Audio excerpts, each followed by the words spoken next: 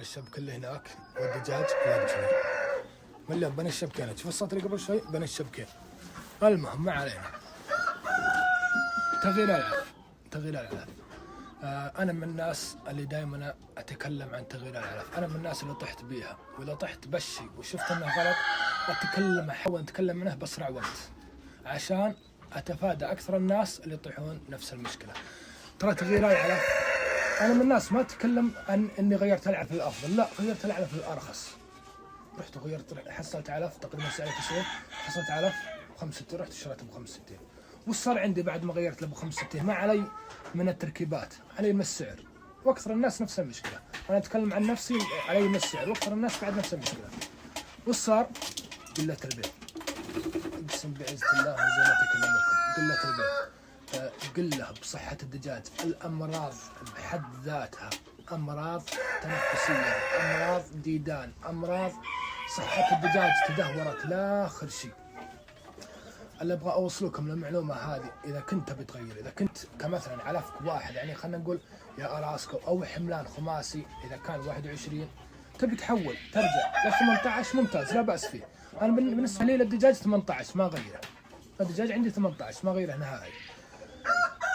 من شركه نفس الشركه ترجع شوي ممتاز، بس انه من شركه تحول شركه ثانيه ترى صعبه، والله العلي العظيم انه شيء طحت به انا، وشفت اكثر الناس طايحين بيها ونفس المشكله، واكثر الناس ترسل لي اول ما اساله اقول انت مغير العلف؟ وش رد علي؟ يقول لي غيرت العلف. شكرا. يقول لي غيرت العلف على طول. سبحان الله معروفه، قله البيض، صحه الدجاج، الامراض، تغيير العلف، هذا على طول يضرب عندك الحلال ضرب ما يعلم به الا رب العالمين. انت الحين متعود على علف، انت هنا انت متعود على اكل هنا، صح؟ سافرت من غير ذكر اسماء، سافرت للديره الثانيه، اكلت من اكل او اكلت من الشارع او اكلت من هذا، وانت متعود تاكل من الشارع ذي عادي، بس اكلت من هناك اول ما يجيك السموم يجيك هذا، اسم انت متعود. ترى الحلال زيك والله العلي العظيم. اذا غير من شركه لشركه سبحان الله تدهور صحته، والدليل ان كم تحط علف الجديد تروح له بعد ترجع له ثاني يوم تحصل علف زي ما هو، تقول هذا ياكل ولا ما ياكل، وش وضعه، ولا علف طيب لا. تغيير العلف ترى قله البيض، صحه الدجاج، ضعف، هذا كله عطوا تغيير العلف. اذا تبي تغير يعني نفس الشركه عندك 21 تبي تغير 18، حاول تجيب 18 وال21 القديم وتحط من 18 حاجات بسيطه مع علف القديم لمده اسبوع. ما خل بالك طويل لمده اسبوع، بعد اسبوع عاد قدم لها العلف الجديد. بس يمكن نصيحه لا تغير لشركه لشركه. اذا تبي ترى البعض يعني تغيير العلف من شركه لشركه، اول راح تجيك الامراض، صحه الدجاج، تعلف ما في انتاجيه بيض، هذه انساها خلاص الله يعينك. فنصيحه لي ولكم وعن واقع تجربه، والله العلي العظيم اني يوم اشوف الحاجه، يعني كمثلا لا سمح الله صار عندي مرض عالجته نفع فيه العلاج هذا اتكلم عنه على طول. تغيير العلف ترى دائما يمكن هذا يمكن 3 مرة ورابع مرة نتكلم فيها. العلف مهما ما كان مهما صار لا تغيره.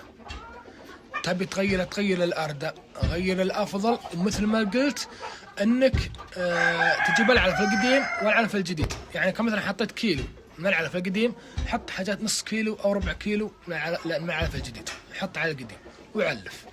اول يوم، ثاني يوم، ثالث يوم، رابع يوم، خامس يوم، سادس يوم تشوف تبي عز الله العلف القديم والعلف الجديد اكلوه كله، خلاص تبدا عاد تنقص من العلف القديم وتزود من العلف الجديد. بسيطه، حاجات بسيطه، سبحان الله خلاص يتعود يتاقلم ويمشي معه على طول. خلاص يقول بسم الله الحلال الدجاج ولا هذا يقول بسم الله يتوكل معه على طول. كذا انت ما خسرت بيض ولا خسرت صحه الدجاج ولا خسرت انتاجيه البيض، بعد انتاجيه البيض وصحه الدجاج والامراض هذا بعد الله بعدت عنها. فالتغيير المفاجئ ترى هو سبب لقله البيض وسبب لصحه الدجاج وسبب للامراض. ثلاث اشياء، شيء انا جربته وشيء انا عانيت منه واكثر من مره انا اسويها، صارت يمكن معي قبل 3 سنين. وتو تغيير اعلاف الحمام الداخليه اللي هو اخوي بعد ما غيرهم صحته تدهورت، تخيلوا يوميا نطلع ونذبح يوميا، موت.